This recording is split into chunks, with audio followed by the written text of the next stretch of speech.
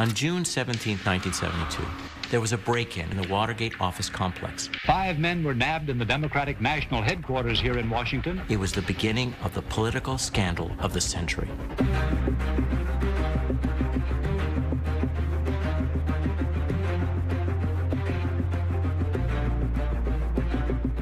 The president is going to address the nation and presumably announce his resignation in a half an hour from now. People will be at television sets and radios tonight to hear what the president has to say.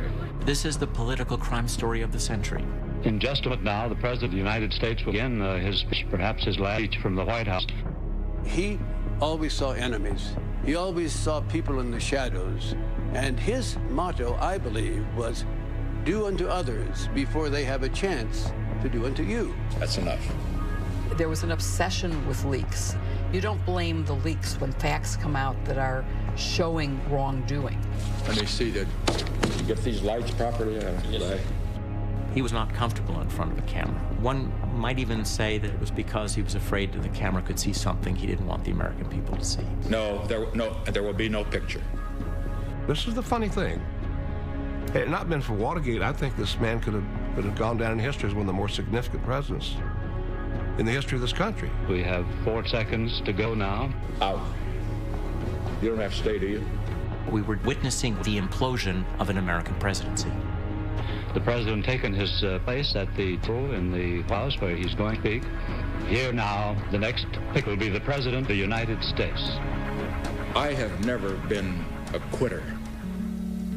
To leave office before my term is completed is abhorrent to every instinct in my body. But as president, I must put the interests of America first. Therefore, I shall resign the presidency effective at noon tomorrow. It was total tragedy, total disgrace. Here was a man who had fought all of his life to become the president of the United States. And he totally destroyed it.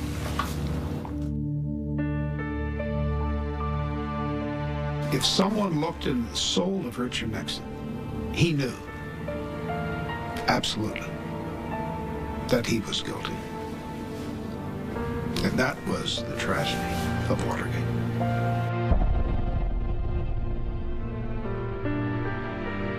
I don't come from a political family. I didn't think about the possibility of being president of the United States. My mother didn't take me into her arms and tell me someday you'll be president. Nixon is born in a dirt poor family. He applies to Ivy League colleges. He can't get into any of them. He makes the round all the white shoe law firms in New York. He can't get hired. Richard Nixon was a fighter.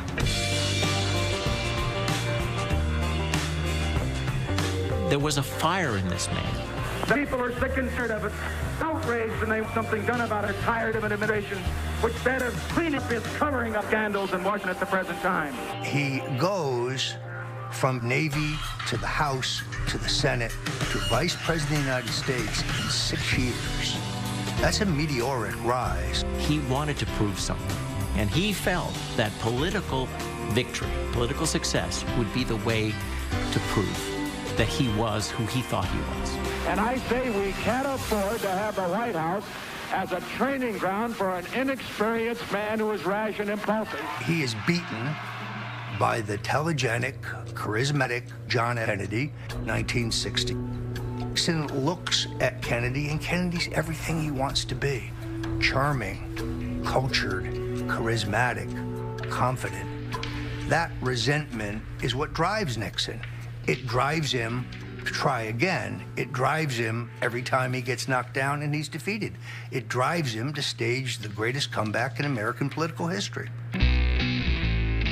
I, Richard Milhouse Nixon, do solemnly swear that I will faithfully execute the office of President of the United States. The American people oppose the continuation of this war. Everything was on fire in America. You had the Vietnam War that had been raging.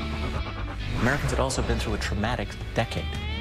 3 high-profile, shocking political assassinations. Get that gun! There was an eruption of of fury around the country. Nixon was defined by the Vietnam War. You had all sorts of music and movies and television all aimed at Nixon as being kind of the villain of his era. This is Richard. How I love to be President Nixon. And Nixon just always seemed completely out of touch when it came to popular culture. I hope they sock it to you. Oh, sock it to me? Sock it to me?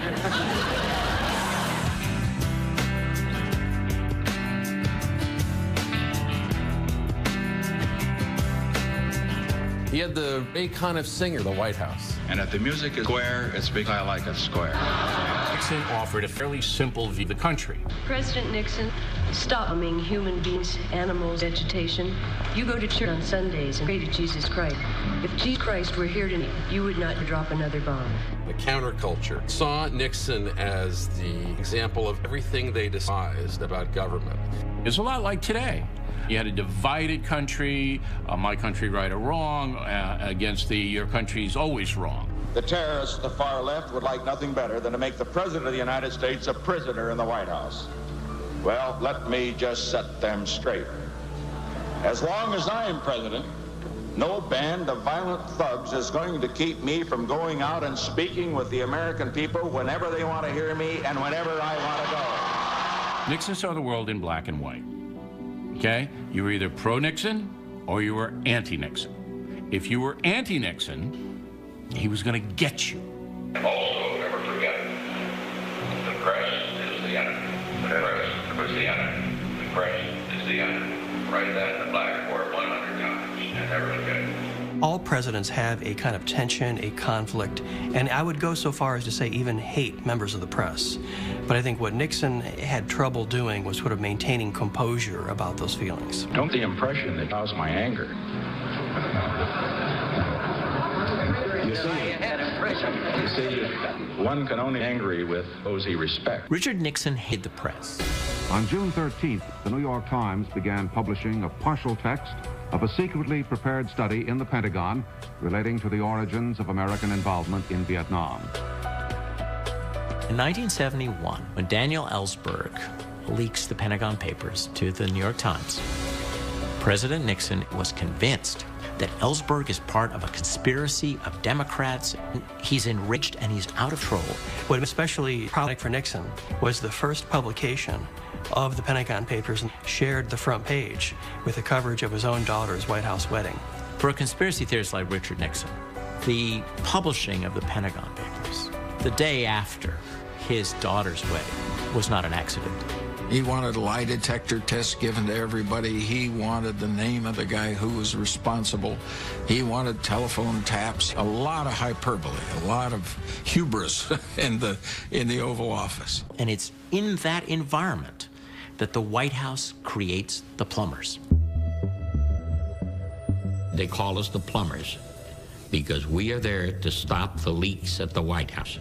Richard Nixon ordered the creation of the plumbers because he was convinced that the Ellsberg Pentagon Papers leak was just the beginning. During that period, they sent operatives secretly to look at Daniel Ellsberg's psychiatrist's office. Thought that the conversations that Ellsberg had had with his psychiatrist might be a source of great stuff to destroy public reputation. The way we would have met that challenge back when I was in the FBI was we would have pulled what is called a black bag job, a surreptitious entry, a covert operation. What we were engaged upon was something that had the full and hearty support of the executive branch of the United States government. You can do no wrong. There was an E for Ehrlichman by approve, and underneath that he had written in his own handwriting, if done under your assurance that it will not be traceable. And that was our written authority to go out and conduct that covert operation. These underlings, they are responding to the boss's needs and desires, and they want to make him happy. And so they push very hard. And he doesn't ask them for the details of how they do things. He doesn't care about the details. But he's created a moral climate where almost anything goes. He is ultimately responsible for the climate in which these zealots operated. We're up against an enemy, a conspiracy. They're using any means. We are going to use any means. Is that clear? Get it done. I want it done. People of that era taped. They taped their phone calls. And Nixon would have known that presidents prior to him, also from that generation, taped. So Nixon continued the practice, but he also greatly expanded it by making it sound activated. February 1971 is when the taping system goes in. In the first couple of days of taping, there's a little discussion about the whole system.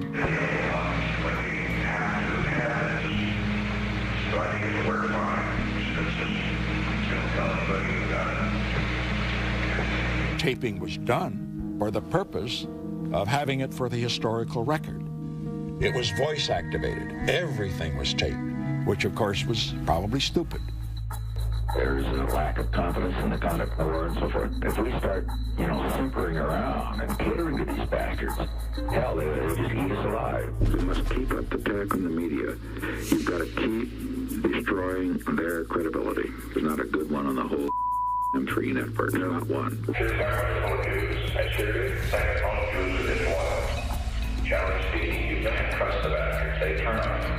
Without the tapes, Richard Nixon, I think, would have survived. When the tapes were revealed, one or two of them proved from his own lips, from his own words, that he had orchestrated the cover-up of Watergate. Next. I said, I am to kill Jack Anderson. I am on my way to kill Jack Anderson.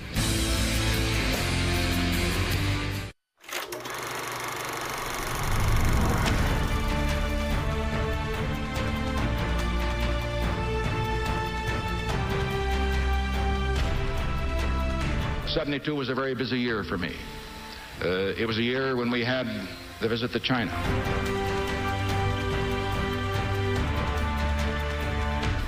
It was a year when we had the visit to Moscow. And then in December, of course, the most difficult decision I made of the December bombing, which did lead to the uneasy peace, but it is peace with all the Americans home, all of our POWs home. Now, during that period of time, frankly, I didn't manage the campaign. I didn't run the campaign. People around me didn't bring things to me that they probably should have, because I was, frankly, just too busy trying to do the nation's business to run the politics. If mistakes are made, however, I'm not blaming the people down below. The man at the top's got to take the heat for all of it. Nixon had very loyal men around him, folks who were willing to walk over broken glass. And he exploits that. Nixon exploits that, and he gets them to do his bidding. Nixon had a tendency to surround himself with these young Southern California ad agency types. The White House staff, as it evolves, I think you'll find will be smarter than it's been in the past. I know you'll find it'll be probably the youngest one in history, certainly one of the youngest. Richard Nixon managed to charm them, and that charm was so strong that he pulled them over the line.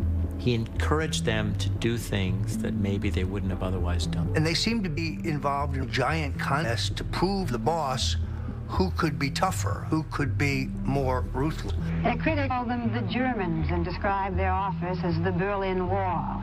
I'm speaking of President Nixon's chief White House advisors, John Ehrlichman, and HR for Harry Robbins Haldeman. Haldeman and Ehrlichman were like brothers to Nixon at times.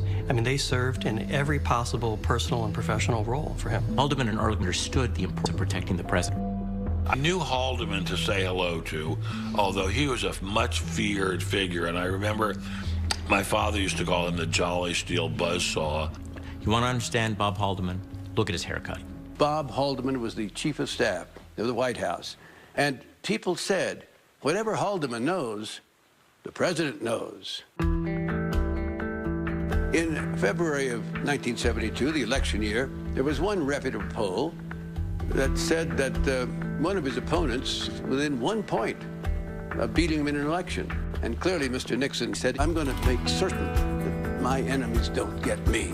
The Nixon campaign's political propaganda arm publicly portrays two arch villains to the re-elect Nixon effort. The national media, which will slant stories unfavorable to the administration, and Democratic frontrunner George McGovern. Operation Gemstone was a plan of dirty tricks and of political tactics leading up to the election year of 1972. Nixon would call it rock'em sock'em politics, or hardball. It wasn't just tough politics. It was criminal behavior. I said, well, if you're talking about an all-out, full offensive and defensive capability political intelligence operation, you're talking about one hell of a lot of money. G. Gordon Liddy put together this madcap collection of crimes. Each different kind of operation was the name of a precious jewel. We had so many operations, we quickly ran out of precious jewels. We went into semi-precious jewels, and by the time we were finished, we were down to coal and brick. Liddy, I say, was a cowboy. Liddy was a hotshot. Liddy was the guy who would do it and could do it. When you hire a G. Gordon Liddy, you're hiring a guy that's going to do what he's told to do, and there's not a lot of boundaries. We later learned that Howard Hunt and Gordon Liddy plotted to try to kill Jack Anderson, the columnist. Gordon Liddy brushed by me and he said, Jeb just told me to take care of Jack Anderson. I said, I am to kill Jack Anderson. I am on my way to kill Jack Anderson. He said, oh my God. He took off like a deer running down the hall. I then went into Magruder's office and I said, Jeb, did you just tell him to rub out Jack Anderson? I said, Gordon, I was just talking off the cuff. I wasn't serious. And Liddy looked at me with that stern, you know, sort of macho look, and he said, never give me an order for a hit job that you don't mean, because I'll do it. The irony is that he had been an FBI officer. And yet he comes out of the FBI environment and he is ready to break laws at the request of the executive. Gordon Liddy goes to the Department of Justice, the highest law enforcement officer in the land. He's in the Attorney General's very formal office, and Gordon Liddy presents Operation Gemstone, under which they will not only break into the DNC offices in the Watergate complex, but they will hire a houseboat to place outside of the Fontainebleau Hotel in Miami during the Democratic Convention. They will put prostitutes on this houseboat with cameras, so they will lure Democratic delegates onto the houseboat and blackmail them. John Mitchell, who was transitioning from the Department of Justice to the head of the Committee to Re-elect the President, was the man who was going to okay or not this collection of crimes. They asked for $1 million, and John Mitchell didn't say, are you guys crazy? Get out of here. That's all illegal. That's crazy. No, he said, it's too expensive. Please come back with a lower budget. There was pressure from the White House, from me, and from the president to the committee to get their campaign intelligence activity going. To me, it was a throwaway project. You know, give Liddy the $250,000 and let's get him off our back and satisfy the White House. And Mitchell finally said, okay, let's go with it. I remember at the beginning, there was a sense of the mastermind of all of this is Gordon Liddy. Well, history now has established that the mastermind was Richard Nixon. And so when we come to the Watergate story, it was perfectly in character. Even though he looked like he was set up for a pretty comfortable re-election campaign, it was perfectly in character for him to say, well, I want every advantage. I will approve this. I will approve that. Because he thought if he played it straight, he might lose. And so he played it a little crooked. I was called in by Jeb Stuart Magruder to his office, and he said, can you get into the Watergate office building? Over the weekend, 5 men were nabbed in the Democratic National Headquarters here in Washington, seemingly preparing to tap or bug the place. We continue with more of Truth and Lies, Watergate. There were a lot of street muggings, a lot of armed robberies. I was a sergeant assigned to the people on the street, called us the Bum Squad. What I looked like in 1972 was like a junior Charles Manson. Georgetown, Friday night going into Saturday is always Craig back then. On June 17, 1972, there was a break-in at the Democratic National Committee's headquarters in the Watergate office complex. This was the start of what would be the political crime of the century. I was called in by Jeb Stuart Magruder to his office, and he said, can you get into the Watergate office? We want you to put in a room monitoring device. I took a dangerous gamble and risk. I recruited Mr. James McCord, who was the security chief of the committee to re-elect the president. And the plan was to get negative information about the potential nominee of the Democratic Party. Well, how are you going to get the negative information? A lot of people would say breaking into the Democratic National Committee was way out, off the charts. Yes, but not that far off. The entry night was to be Friday night to June 16th. There was a man working in the back very, very late. I mean, he stayed and he stayed and he stayed. It's a Friday night. I mean, this was some dedicated Democrat. We thought he'd never go home.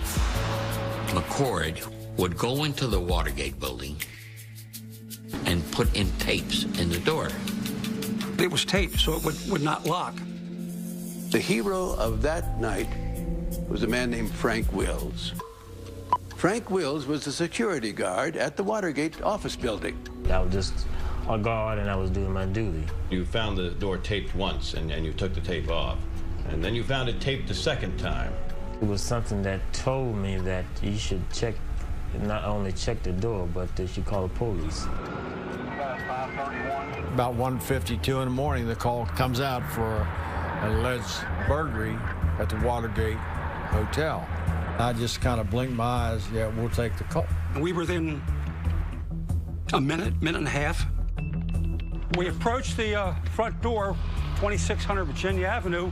We saw the guard in there, Frank Wills, sitting in here at the guard post, and walked up to this door here, the front door, and I took out my badge to make sure he could see us and knew who we were, and I tapped it on the glass like this. I said, "Police."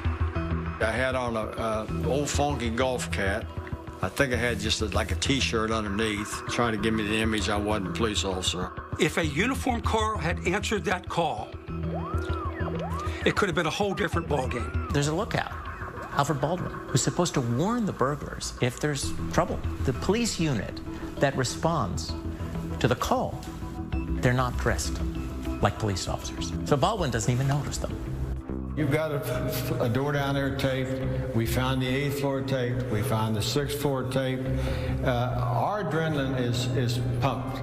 Okay, this was the hallway door. We came into the Democratic National Committee. We get to this room here. I kicked the door open. I pulled my revolver. The desk was all ransacked and disheveled and messed up. And as it turns out, probably every room in the DNC was like this. And we found out later that they were always messed up. We were in contact by transceiver with our men inside the Watergate and also with the lookout, Mr. Baldwin, across the street. He was watching a show called Attack of the Puppet People.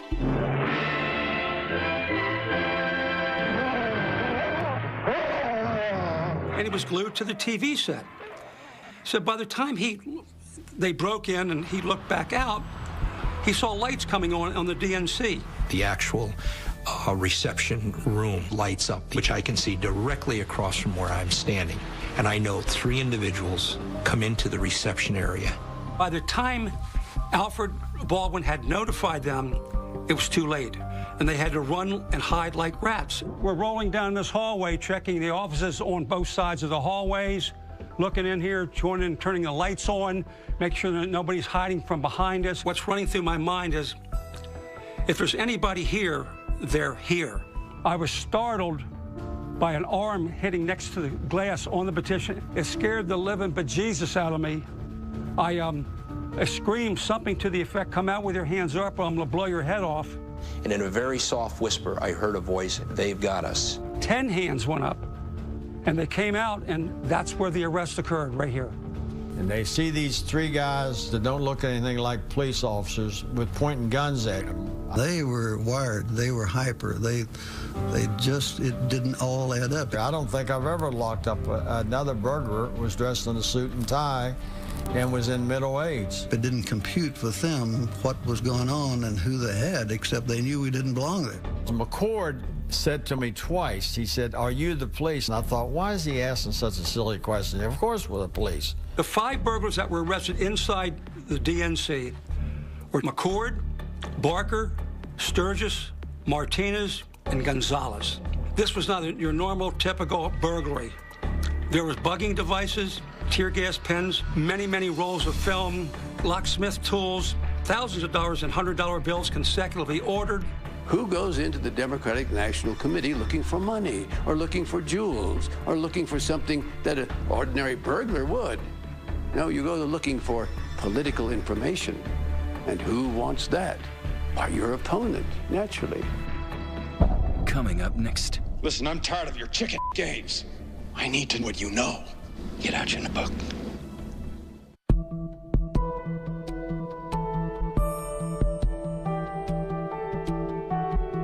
The Democratic National Committee is trying to solve a spy mystery. 5 men were nabbed in the Democratic National Headquarters here in Washington, seemingly preparing to tap or bug the place. People weren't saying, oh my God, this is clearly going to implicate Richard Nixon. It just seemed bizarre. It would take some enterprising young journalists to ferret out the importance of the story. Woodward and Bernstein were assigned to this burglary just as a matter of routine. Editors kind of said, we got this strange burglary. And I saw this commotion around the city desk and was told that there had been this break-in at Democratic National Headquarters. They were young reporters trying to make their way up the ladder in the Washington Post. When you talk about the people who made a difference when it came to Watergate, you talk about Bob Woodward and Carl Bernstein. They were two very different people. Woodward came from the Navy. He was a straight-laced guy. Bernstein, on the other hand, looked like a counterculture figure himself. I was supposedly the terrific writer. He was supposedly the great persistent reporter. Their skills complemented each other. They sent me to the courthouse where the 5 burglars caught in the Democratic headquarters were being arraigned.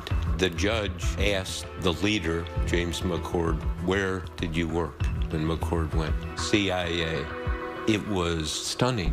And they discovered that McCord was a security chief for the committee to re-elect the president. Well, okay, folks, this was a political break-in. There was a notebook belonging to one of the burglars that had the name in it, H. Hunt, W. House. We figured that W. House, it either had to be the White House or the whorehouse. The question was, who was H. Hunt? I called the White House and eventually got on the phone and just asked, why was your name in the address books of 2 of these burglars? And he screamed out, good God, slammed down the phone and left town. And of course, it turned out to be Howard Hunt, who had worked for the CIA, who had been hired at the White House really to undertake dirty tricks. You knew that this smoke that was billowing up from the Oval Office, there had to be some fire there. It's like the Dylan song, it don't take a weatherman to know which way the wind blows. Presidential Press Secretary Ron Ziegler called it a third-rate burglary attempt and said it was nothing the president would ever be concerned with. Richard Nixon is obstructing justice from the beginning. But what would be known as the smoking gun was when he approves a plan to use the CIA, blunt an FBI investigation into the money that the burglars had. It's clear in conversation this being for political purpose, basically to skin of the White House, and the president says he approves it. Woodward and Bernstein had scores of sources, but there was one source that was special. A guy really high up. He was known as Deep Throat. My father was like a superhero because he was a G-man, he carried a gun, he was handsome as heck. He wanted the American people to know the truth. We would learn years later that Deep Throat was Mark Felt, number 2 at the FBI. He was in the perfect position to understand what was coming into the investigation, as well as what he could observe maybe from above the investigation. I won't talk about Watergate. We're not going to talk about that subject. All the president's been created a sense of danger. They're constantly risking things by trying to find a truth. You can trust me, you know that. Deep Throat very insisted that we have a communication system that no one else could understand. Now, if you watch the movie, if Wood put the flower on his balcony a certain way, that signaled the source wanted to meet. He moved the flower pot to talk to the source. I kind of looked at him cockeyed at first. It was evident why. The thing the movie did is create the expression for the money. Just follow the money.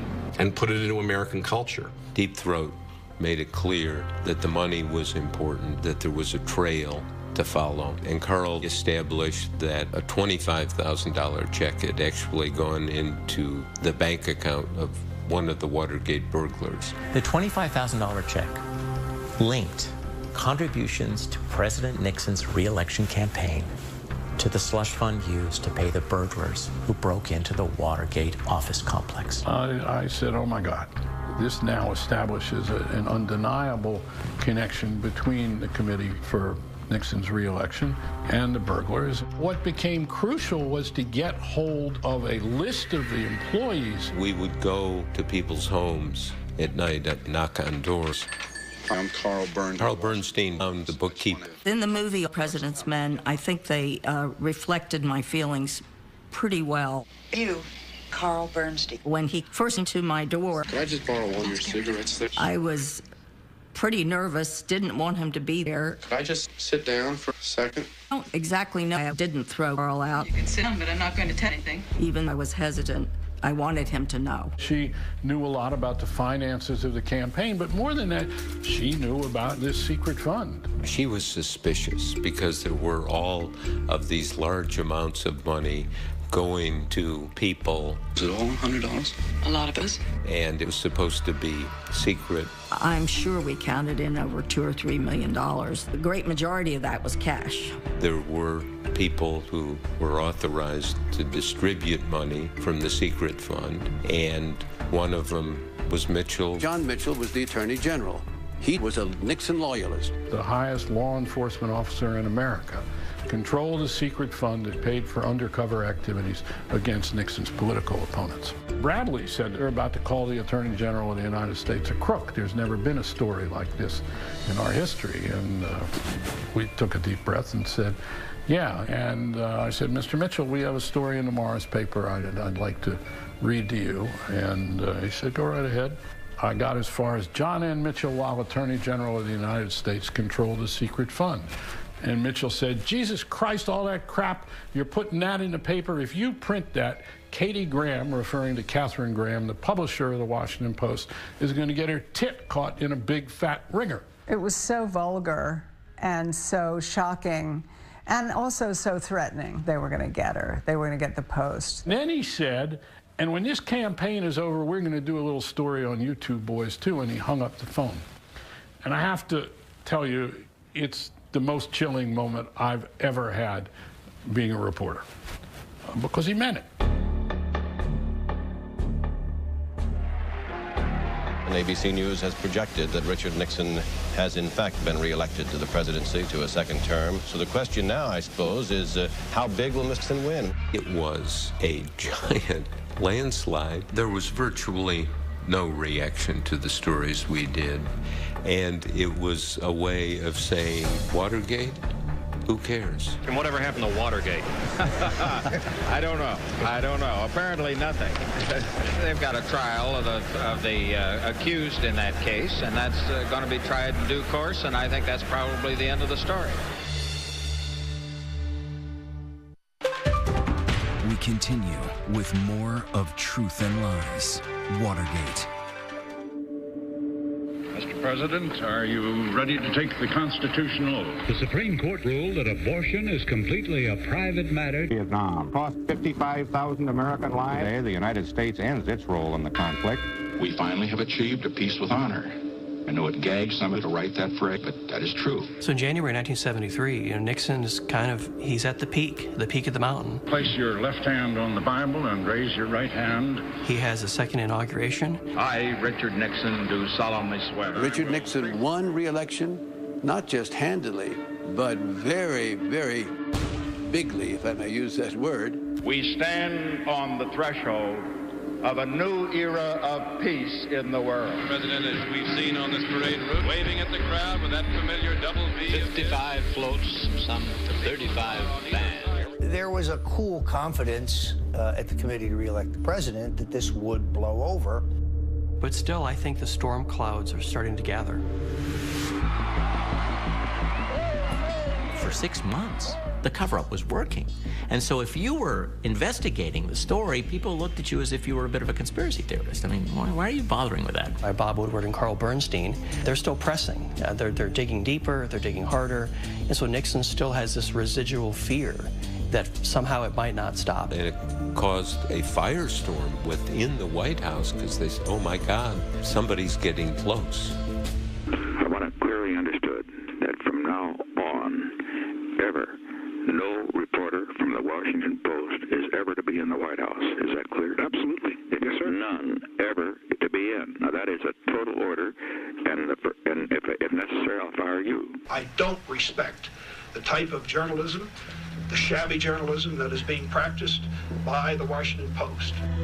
This is Bob Woodward of the Washington Post. The thing so powerful within real life in the movie All the President's Men is that people will do anything to conceal their involvement. People at the highest levels are much more involved than Woodward and Bernstein recognize. And I'm tired of your games. I don't want hints. I need to know you know. It's incredible. Cover-up had to do with Watergate. It was mainly to protect the covert operations. Get out your book. More. The last meeting with Deep Throat, a lot was revealed. He kept saying the Watergate burglary is not just one isolated operation. This is a much bigger story than you think. Here was an inside mole who was reporting to the newspapers and so forth and giving them all the scoop. That made it appear all very credible. While they stuck the knife in and twisted it pretty good, we gave the knife to them. Woodward and Bernstein were very important. They deserve all the accolades. They elevate the story so that the Senate and others can take notice of it at a time when the cover-up was working. 3, take 1. The Senate tonight voted 77-0 to establish a select committee to investigate alleged political espionage in last year's election campaign. That includes the Watergate bugging case. We will cooperate fully with the Senate, just as we did with the FBI previously in what was called the Watergate matter. One of the president's first questions is, what is all this off on the horizon, no larger than a man's hand? What is this committee? The committee will be headed by North Carolina Democrat Sam Ervin. If it wasn't the press, Congress wouldn't have done anything about it. The story would have been covered up. Nobody would have ever heard about it. The White House strategy is to contain the damage, to keep the legal responsibility held to 7 people, the 5 burglars and Howard Hunt and Gordon Liddy. The usual thing in a situation like this in the intelligence service is that they will have bail provided for them. They will have legal counsel provided for them. They promised they would pay them and take care of their families if they just went to jail and didn't reveal the involvement of the White House. So they were basically ready to plead guilty and keep quiet. Howard Hunt, a former White House consultant, pleads guilty to all charges in Watergate bugging.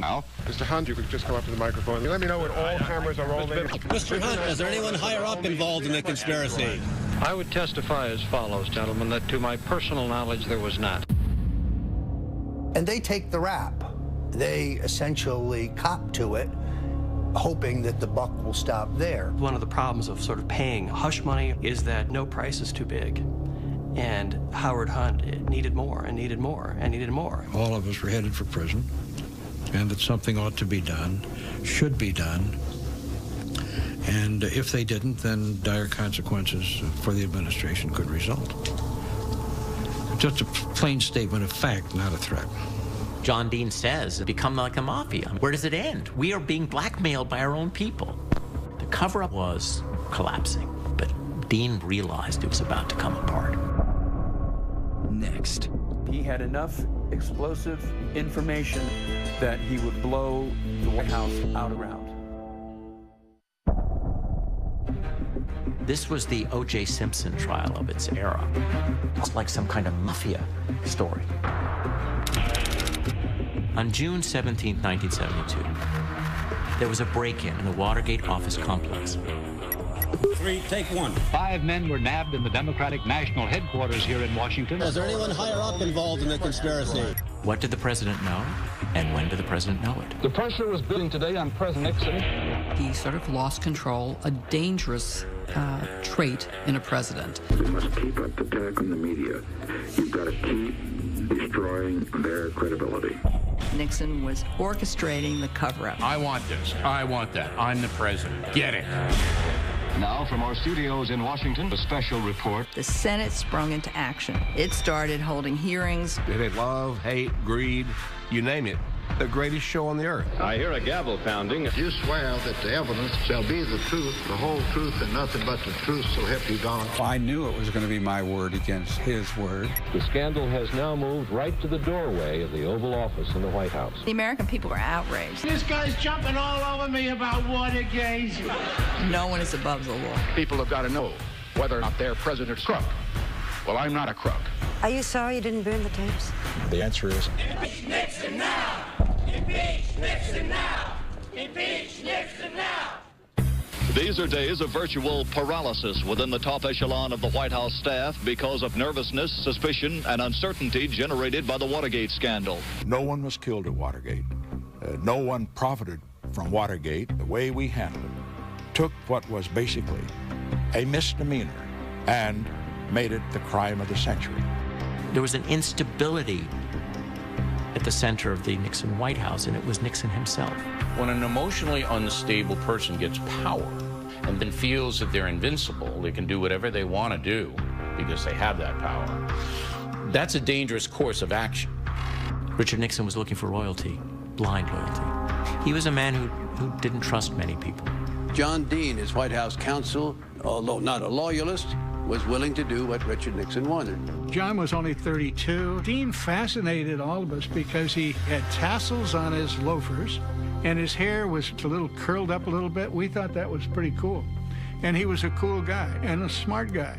The FBI has established that high Republican officials ordered a campaign of spying and sabotage against the Democrats. After the Watergate break-in, Dean was put in charge by the president of the cover-up. He was a lawyer. He knew that he had engaged in criminal activity.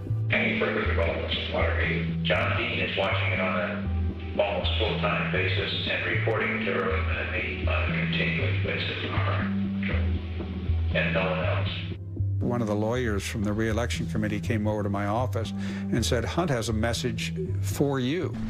That if he doesn't get $120,000, he's going to have some seamy things to say about what he did for John Ehrlichman. He let it be known that he had enough explosive information and evidence on Richard Nixon that he would blow the White House out of the ground.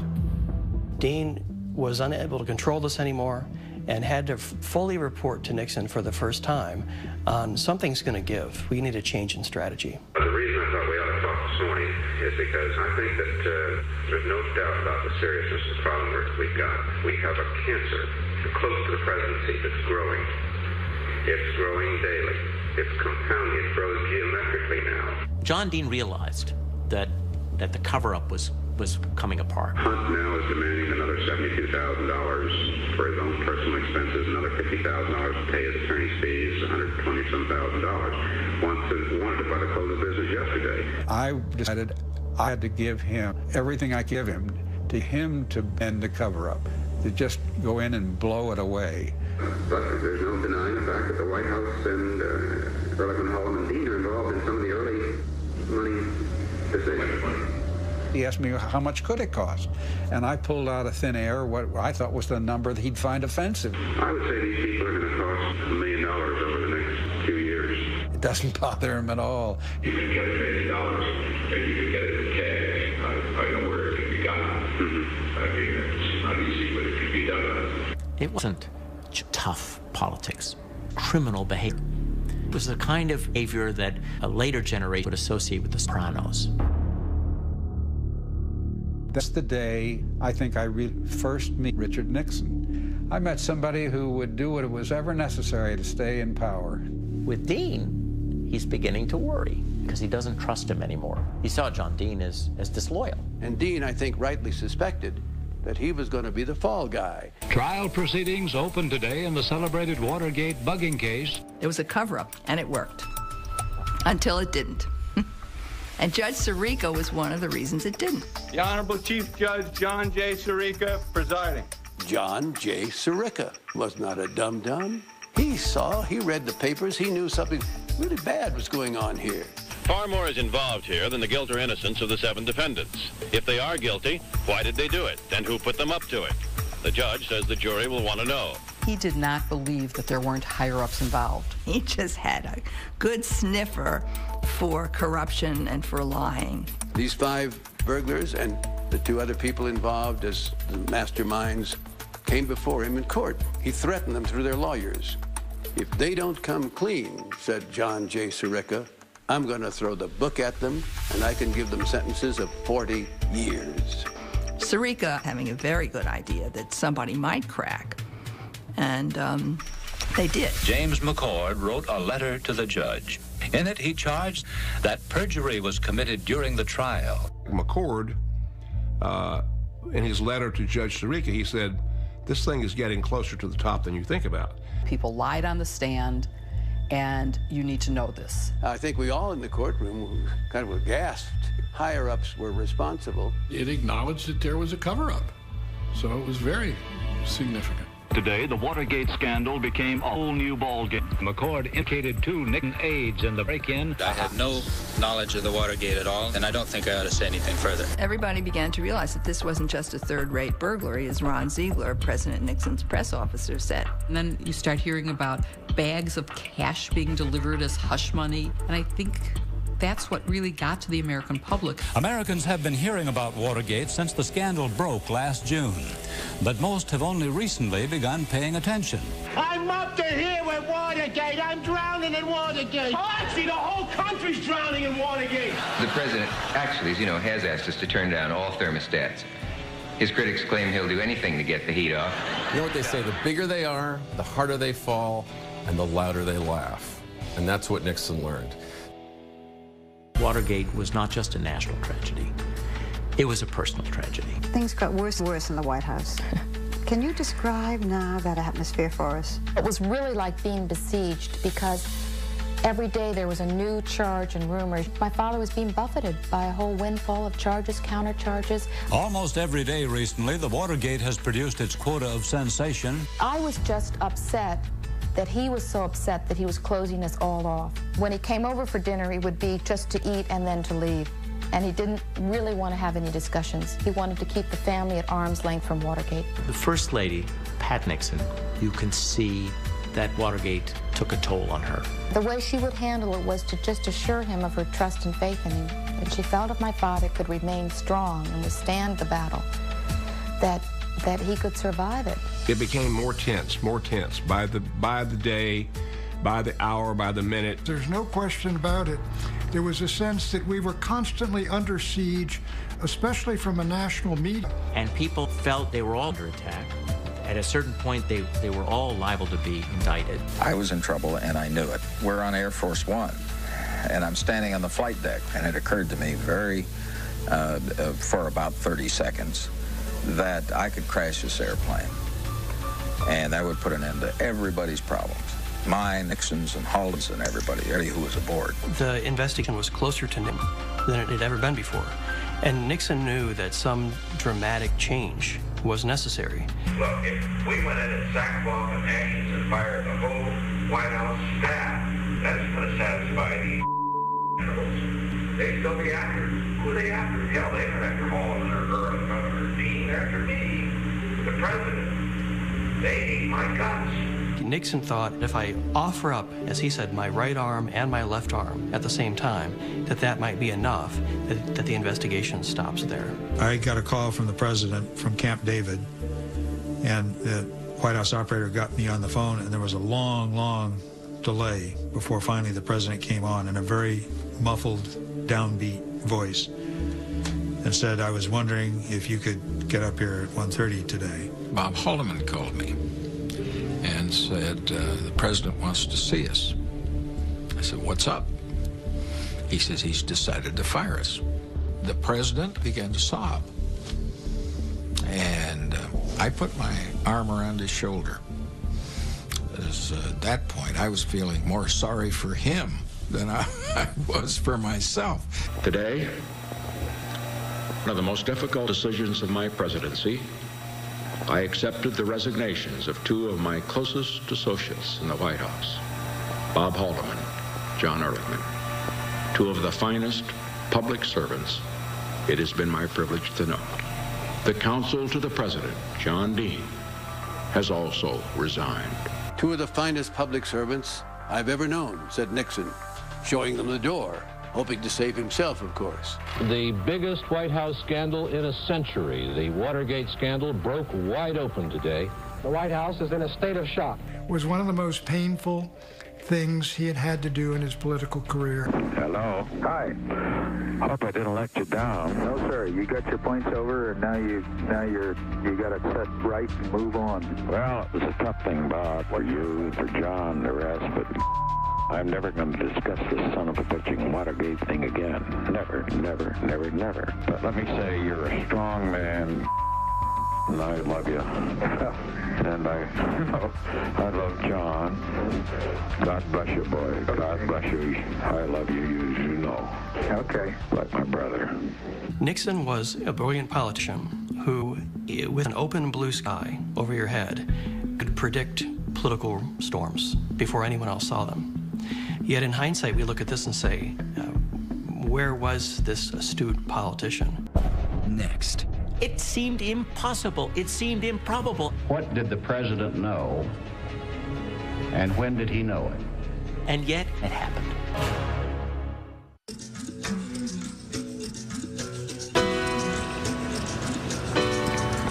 Washington summer days are the most humid hot days anywhere in the entire country, I think. And the hotter the weather got, the hotter Watergate got. To bring you a special report on the Senate Watergate hearings. This was the O.J. Simpson trial of its era. The word crisis is perhaps too mild to apply to Watergate. Everybody was in a frenzy around D.C. That famous caucus room, almost every day there were lines of people waiting outside. Would you just tell us once again what you said about calling the president? Good morning. I was the Watergate correspondent for ABC News. I hear a gavel pounding, so let's go inside. There were only 3 television networks in those days. There were no cable networks. There was no internet, of course. Every day, people were watching. Farmers, mechanics.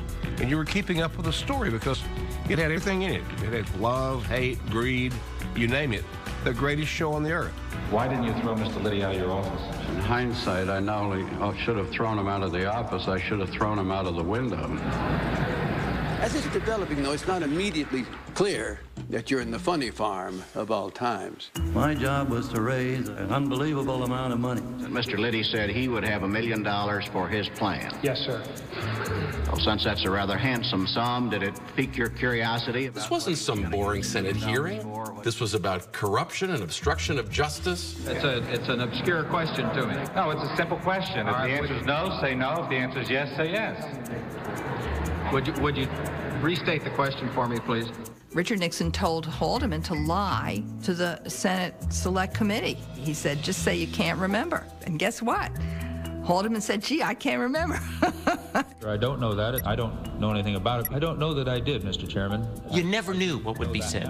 You never knew who would be speaking. How do you know that, Mr. Chairman? Because I can understand the English language. It's my mother tongue. The chairman was Sam Urban, a Southerner from North Carolina. I'm just a country lawyer from way down in North Carolina. He's an old country lawyer about like I'm an astronaut. Well, I don't believe there's anything in the Constitution that says the powers of the presidency should be separated from truth. When the details came out and people saw that this was almost like some kind of mafia story. What was the altercation, if you could be a little more specific? Well, I simply put my hand on Mr. Liddy's shoulder, and he asked me to remove it. Was he more specific? Well, he indicated he would kill me, but... It's the country's favorite soap opera. It's confusing. McCord was a pretty good wire man. It's complicated. I would say he was one of the best wire men in the business. Some of the characters are unforgettable. No retired man in the New York City Police Department would be coming involved in a thing like that. That's for sure. It seemed impossible. It seemed improbable, and yet it happened. And the next logical man to hear from would appear to be John Dean. John Dean, White House lawyer, testifies about Nixon, and that changed everything about Watergate. People were riveted by this young man they'd never heard of before. I sincerely wish I could say it's my pleasure to be here today, but I think you can understand why it's not. good-looking guy, very conservative, well-dressed. He had a beautiful wife. Maureen Dean, with her blonde hair. She seemed very mysterious. I mean, she was sitting behind him, and she was looking perfect every day. And she never let on at all what her emotions were. My wife had initially typed my handwritten notes. Had they told me I was going to have to read it, I would have never done 60,000 words. I began by telling the president that there was a cancer growing on the presidency. He was reading this text about the President of the United States. And if the cancer was not removed, the president himself would be killed by it. And the details were surprising. I subsequently met with Mr. Ehrlichman. I remember well his instructions. He told me to shred the documents and deep six the briefcase. And the picture was disturbing. The money was laundered so it could not be traced, and then there were secret deliveries. A crime followed by another crime, followed by another crime, each more preposterous than the one before it. I then proceeded to tell him that perjury had been committed, and for this cover-up to continue would require more perjury and more money. Until that point, the Nixon White House had successfully stonewalled investigations of the president's role in the cover-up. John Dean cut through that like a knife through butter. John Dean said the president is involved in the cover-up. The central question at this point is simply put, what did the president know, and when did he know it? And from that moment on, Watergate became Nixon versus Dean. Who was telling the truth? I knew it was going to be my word against his word, and I knew he'd already called me a liar. So I slipped a couple pages into my testimony that I thought that I had been recorded in one or more conversations. John Dean had mentioned tapes. That was the only time that listening devices, tapes, had even been mentioned to anyone. So I had every reason to believe that I would not be asked about tapes. When Alexander Butterfield acknowledged that these tapes existed, there was like a bombshell going off. There was a certain innocence about the presidency. And when he said, no, the president is taping his most secret, most confidential conversations, it was like, oh my God.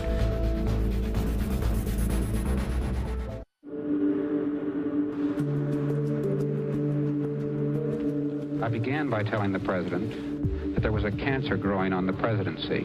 What did the president know, and when did he know it? At that point, in June of 1973, it was John W. Dean, a little-known former counsel to the president, versus Richard Nixon, a man the country had known for 30 years and now president of the United States.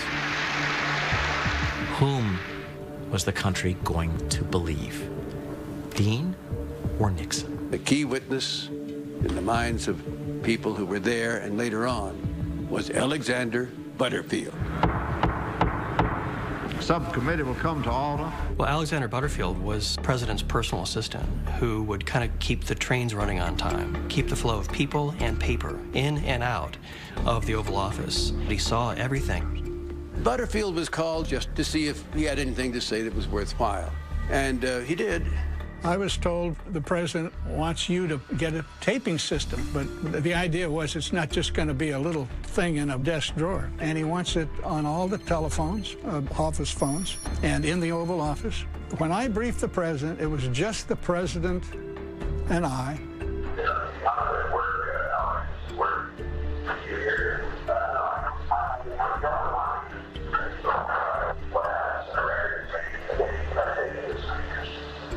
I took him through it. He was embarrassed the whole time. He didn't like me telling him about the stuff that he'd had put in. And I do believe he needed to know where the microphones were. And they were on the base of the lamps over the mantelpiece. And then I hated to tell him that they'd drilled these holes in his desk. He was embarrassed that I was telling him about this thing that he had asked that it be installed. He would like to have asked that unbeknownst to anyone. Yeah, listen, this wasn't a happy day for me. I knew there was skullduggery going on in the White House. Mr. Butterfield, will you stand and raise your right hand? My name is Alexander Porter Butterfield. Fred Thompson, who was the counsel for the Republicans. Mr. Butterfield, I understand you previously were employed by the White House. Asked the question. Mr. Butterfield, are you aware of the installation of any listening devices in the Oval Office of the President? I was aware of listening devices. Yes, sir. I knew how huge that was. I also knew that he would have trouble surviving. And at that point, like all the other reporters in the room, I said to myself, the jig is up. If those tapes prove that Richard Nixon orchestrated a cover-up, let alone that they proved that he ordered into the Watergate, he's cooked. But to a lot of the people I knew and my friends, they were probably saying, that son of a bitch, he is hurting our man. I understood Nixon. I honestly understood it all very well. I knew Nixon so damn well. So I hated to be the guy. Did you ever hear any of these tapes being played?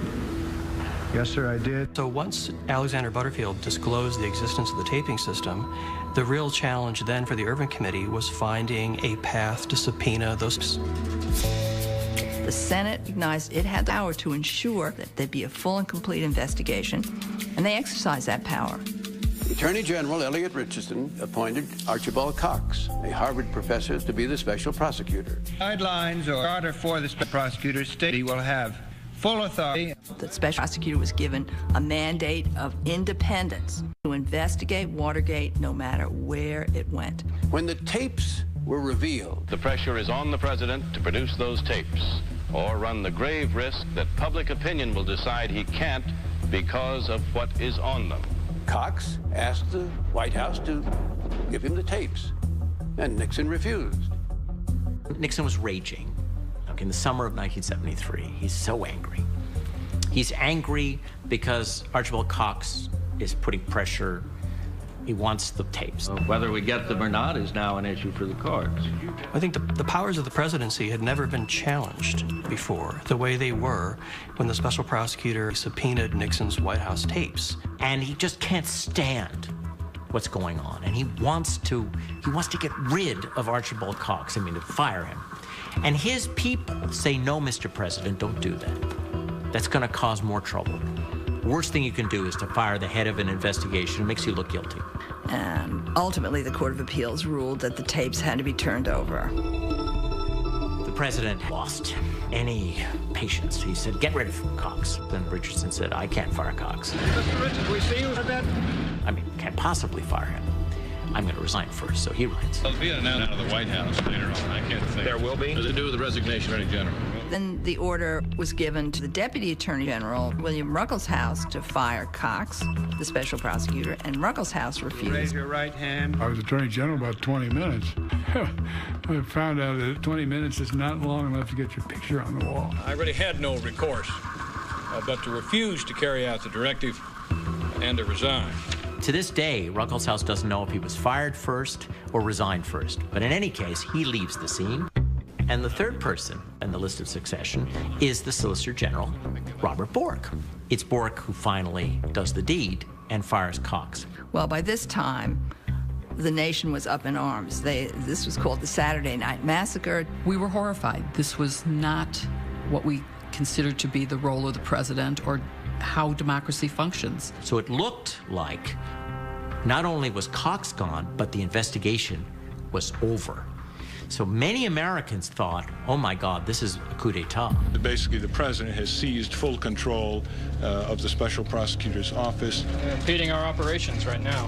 The White House, the executive branch, acted as if it was actually going to crush the entire investigation. Everyone is about it. Our office had been seized, and to us, it was a clear attempt to obstruct the investigation, to interfere. And the American people were outraged and said, basically, we're not a republic. We have a system of laws here. Even as the President of the United States, no one is above the law.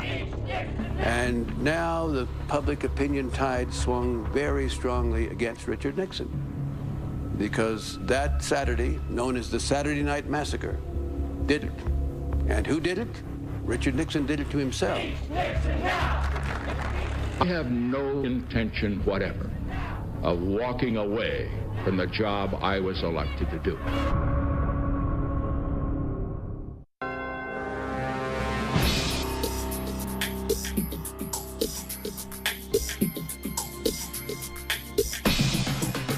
next year, so much of what went into the Watergate investigation was about what's on those tapes. The case goes to the Supreme Court. The Supreme Court rules unanimously that presidents must turn over subpoenaed material. When the case comes 8-0 against the president, the people who are still in the White House are afraid to tell the president. Some has the idea of putting a sign around the president's dog neck, and all the sign will say is 8-0. Nixon loses, the tape's gone public, and that's when the fun really starts. Impeach Nixon now!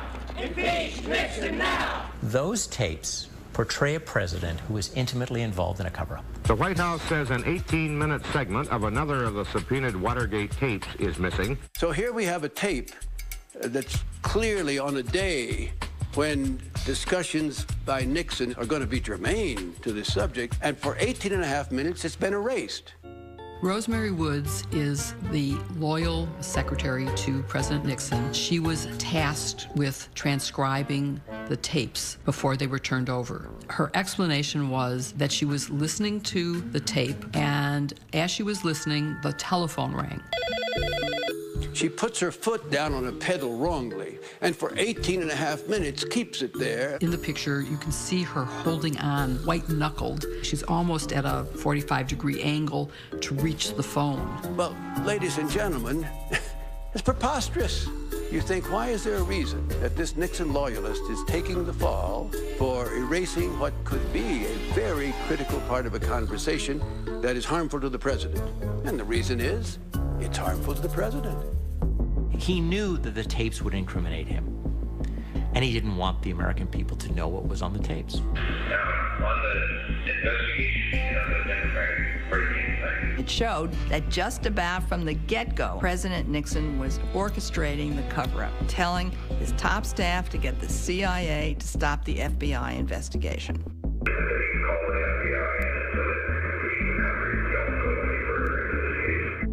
Now you had to reconsider everything Nixon has said publicly about the fact he didn't have a role in the cover-up. The so-called smoking gun tape proved from his own lips, from his own words, that he had orchestrated the cover-up of Watergate.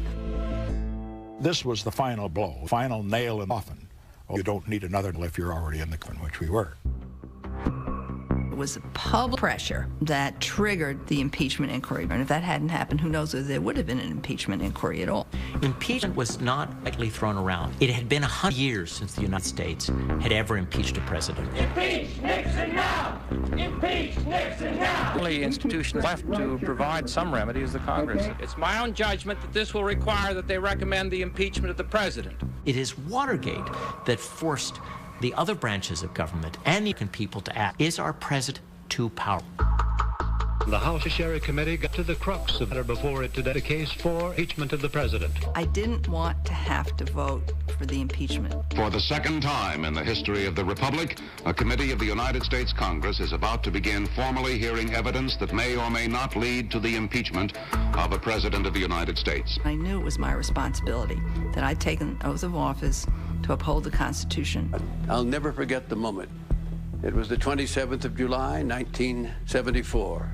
It was 7:05 in the evening when Peter Rodino, the chairman, said to his clerk, "The record vote is demanded, and the clerk will call the roll. All those in favor of the amendment, please signify by saying aye. All those opposed, no, and the clerk will call the roll." The mood in the room was very somber, because it's an awesome thing to have to hold a president accountable, and you don't do that lightly. Mr. Donahue, aye. Mr. Brooks. Aye.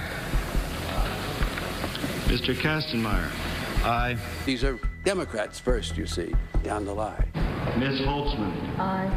I don't think anybody on that committee, Republican or Democrat, took any pleasure in that vote. Then it got to the Republicans. Mr. Hutchinson. No. Mr. McClory. No. Mr. Lott. No. The president was fighting it and he did not intend to resign. I felt like that if he felt that strongly about it, and a lot of these accusations must not be true. 6 Republicans said aye. Mr. Fish. Aye. Mr. Hogan. Aye.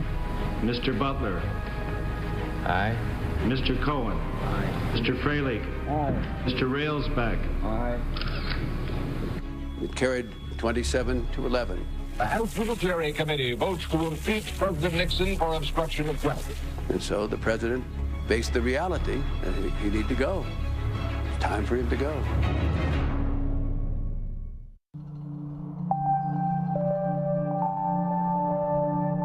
What starts the clock ticking towards the resignation is the Supreme Court decision. When Richard Nixon loses U.S. v. Nixon, he thinks about resigning, his family pushes back. The tipping point was that a number of prominent Republicans came to Nixon and said, we're not going to be able to support you in the Senate. Down to the White House trudged the senior Republican Capitol Hill. When Barry Goldwater and the leaders of the Republican Party in Congress come to him and say, look, it's over. Al Haig told me that the president's last great hope was George Wallace. The president said, George, are you still with me? And the governor said, no, I'm sorry, Mr. President, I am not. And the president hung up, looked at me and said, Al, I've just lost the presidency. President Nixon asked his daughter, Julie, to tell the First Lady that he's resigning. He doesn't tell the First Lady. You were the one who told her. Yes, I did. I said that Daddy felt that he had to resign. And the tears stood in her eyes, and I don't think she said anything. But she accepted it. She knew that it was the end. You had one last dinner, and you asked the White House photographer to be there. I just had a feeling that it was important that the event be recorded. They wanted a picture for history's sake, and we all linked arms and stood there and smiled. I put on somewhat of a false front, bravado, and tried to arrange it in my usual way. You stand here, you stand here. It's interesting from how my mother looked at it. She hates that picture of all of us smiling because she said there our hearts were breaking and we're smiling. I went down to the Lincoln Room and heard the chanting outside. Reminded me of the Vietnam days. This time the chant was jail to the chief. Jail to the chief. I shall resign the presidency effective at noon tomorrow. President Ford will be sworn in as president at that hour in this office. Today at dawn, two men got up. They'll go to bed tonight with very different titles and very different fates. I woke up with a start the last day, wondering if I'd overslept, and I looked at my watch. The battery had run out, worn out, at 4 o'clock the last day I was in office. By that time, I was worn out, too. Al Haig sort of knocked on the door. He brought one piece of paper. There was one line on it. He said, you know, we forgot to do this. Would you sign it now? I hereby resign the office of President of the United States. Mrs. Nixon and the President came down the elevator. I'll never forget. She said, why are you doing this? The President has just entered with Mrs. Nixon to say goodbye to the White House staff and to his cabinet. You are here to say goodbye to us. What we see in the East Room is the agony of being Richard Nixon. I don't think I can tell you without sobbing, so I'm not going to try. I just get very emotional about it. He said, this isn't goodbye. The French have a word for it. We don't have a good word for it in English.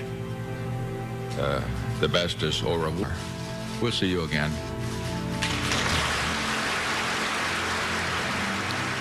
Every part of it was incredibly touching. The farewell speech to the staff, it was very difficult because he was really letting down his guard for one of the few times public. He spoke from the heart. Tricia later in her diary wrote that for the first time she was glad people were able to see Daddy as he really was. The greatness comes not when things go always good for you, but the greatness comes and you're retested when you some knocks, some disappointments. His voice cracking with emotion as he spoke about a man is not defeated until he gives up. You have to keep going in life, keep fighting. Only if you've been in the deepest valley can you ever know how magnificent it is to be on the highest mountain. And he was saying goodbye to them. He was saying goodbye to a whole lot, to a political life. Always give your best. Others may hate you. But those who hate you don't win unless you hate them. And then you destroy yourself. Thank you very much.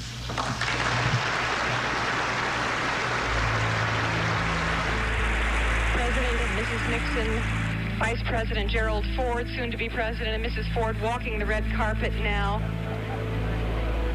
Mrs. Nixon had already got aboard ahead of me. I kind of raised my hand. I don't know whether it was a salute or a wave, but that was it.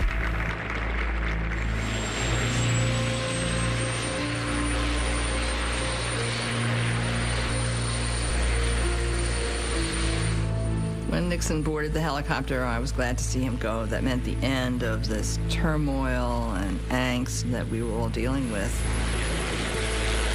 As the helicopter began to rise, I heard Mrs. Nixon speaking to no one in particular, but to everyone. And she's so sad, so sad. He looked at me and said, "My God, there's no going back."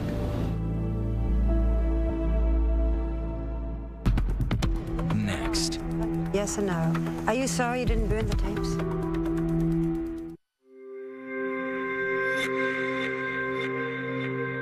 People who worked for you, people who were close to you in one way or another, they say that you are cold, remote, and that they were unable to reach you. Why don't we get serious?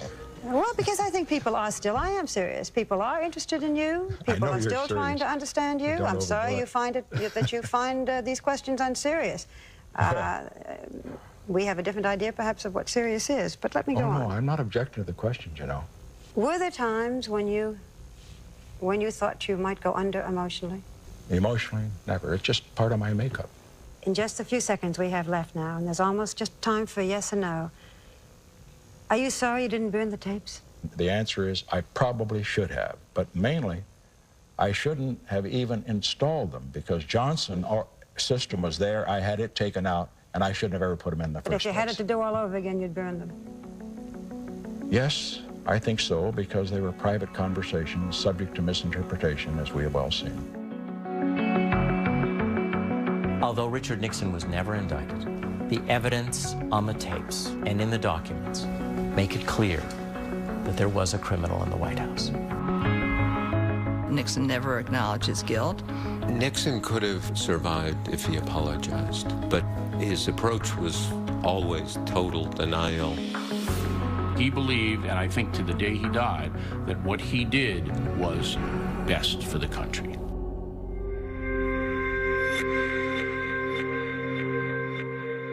But the essence of every great leader I have known, he was a lonely man. Do you consider that you've had a good life? I don't get into that kind of crap. Richard Nixon was our most complicated president, capable of brilliant moments. He was also captive of a dark soul. When the president has no morals and is willing to lie, those are dangers for society. We can't allow the president not to regard facts as essential.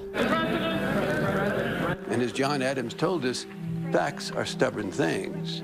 You may pretend they're not there. You may try to explain them away, but a fact is a fact. This crisis basically was spawned and grew out of one man, Richard Nixon.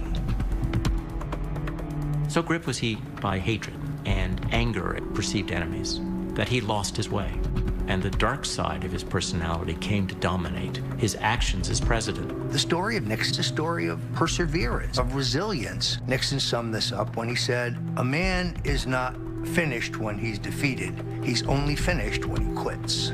Nixon was no quitter. Maybe it's the description of my philosophy generally. It was of a little couplet that I received from Claire Booth-Luce, and it read, "I am hurt, but I am not slain. I shall lay me down and bleed a while, and I shall rise and fight again.